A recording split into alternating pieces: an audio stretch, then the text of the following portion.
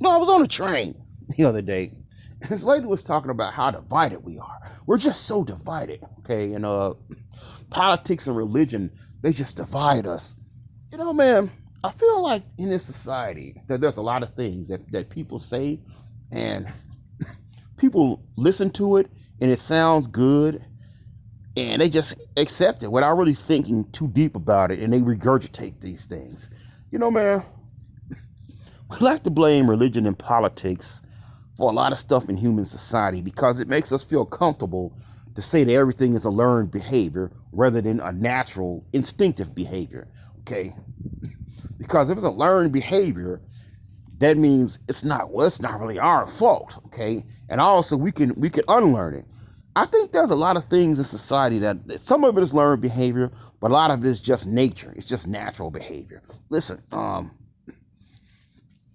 when I hear people say this about how divided we are, you know, they never actually sit up and tell us this time period in human history or this country or this place where everybody was together and not divided.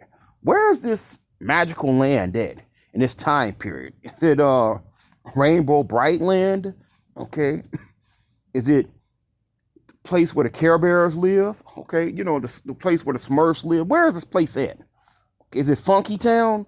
Can somebody please tell me where this place is at? Because you won't find any place in human history where everybody was all together and there was no division. You won't find that in history. Okay. And I want you to tell me where this place is at. Okay. You can go to any society. I don't care how much you only have one group of people there, one religion, one language, how successful that place was. There was always some divisions because that's the natural state of humanity. Okay. If you don't believe in that, we self-divide. Okay. Let me ask you this. Okay. You live in a neighborhood, an area where the average income is 28,000. All right, a year. Okay. You win 150 million in a lottery. Are you going to stay in that neighborhood? No, you're not going to stay in that neighborhood. Let me put it this way.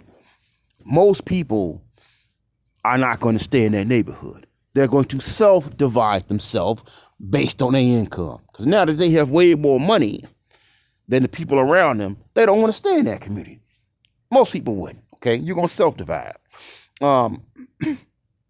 We like to blame religion and politics, okay, for everything bad in our society, while ignoring the good things that religion and politics do. I might add. But here's the thing: people divide themselves, man. Nobody made us do this. Okay, I heard her go on to say, "Well, you look at people in the LGBT community and the rest of society. A lot of people in society is not cool with them because religion told them that." Not necessarily. Is it possible that people want to hang around with people who do the same things as them? Okay, if you got a straight man, he loves chasing women. Maybe he wants to be around other dudes who like women, who wants to chase women. Okay, maybe you have people in every aspect. People want to hang out with people who are into what they are into. Okay, and not to offend anybody, but that's just the way it is. Okay, the church didn't have to come in and say, or don't don't be into what the LGBT people in the LGBT community are into. So they have to get up and form their own groups so they can be comfortable with each other. They can be comfortable around other people who have the same interest as them. Okay, that's why you have gay clubs now. Okay, you have lesbian bars. Okay. That's just nature, dude. That's not politics and religion doing that. That's just nature. All right. People like being around the same people who have the same hobbies as them. That's why you have people who love baseball who hang around with other people who love baseball. Okay. You have people who like basketball, even when it comes to sports. You have a lot of dudes who will go out there and be friends with guys who like to play the same sports as them, same type of video games as them. Okay. I had a lady tell me years ago who I was trying to talk to, very attractive black woman. Oh, you don't smoke weed? Oh no, I can't date you. I'm sorry. You seem like a nice guy. You got a job. All my other qualities did not matter to her. Just that one thing. I did not smoke weed. Okay. No, I can't hang out with you because you can't smoke. You don't smoke no weed. She asked me, would I smoke weed? She came back and asked me, well, we could go out on a date. We could do all this. Do you smoke weed? No. Are you going to smoke some weed? No. Okay, no, I can't be with you. No, told me nothing else mattered. Told me, she admitted I had all these good qualities that she was looking for in a man, but the fact that I did not smoke weed means she could not interact with me. So she segregated herself, and that was her criteria. Okay.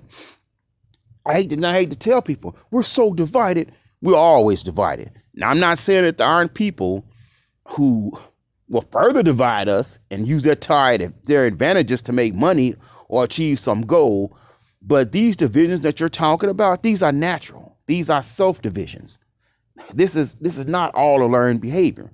People divide themselves based on their interests, their hobbies, who they want to have sex with, political views, religious views. That's natural. Okay. No, religion didn't have to force that. Politics didn't have to force that. Okay. These are natural divisions. Okay. But like I said, somebody along the line got up and said, we're so divided. We're so divided. We're more divided than we've ever been. Really? Are we? No. Study history. If you study history, you'll see that human history in any culture is nothing but a series of divisions. This group of people are against that group of people based on whatever. Okay. People have a natural inclination to be around and associate with people who are like them, whether it's religion, race, sexuality, hobbies, and a natural inclination to not be around people who are different than them. Okay. That's just the way it is. All right. I mean, let's look at this. Let's look at it this way. Why do we take people and put people in and incarcerate them? We put them in prison cells because they're different than us. And well, they commit crimes. Yes, but that's still a difference. Okay. Guess what? They have a different set of moral standards than we do.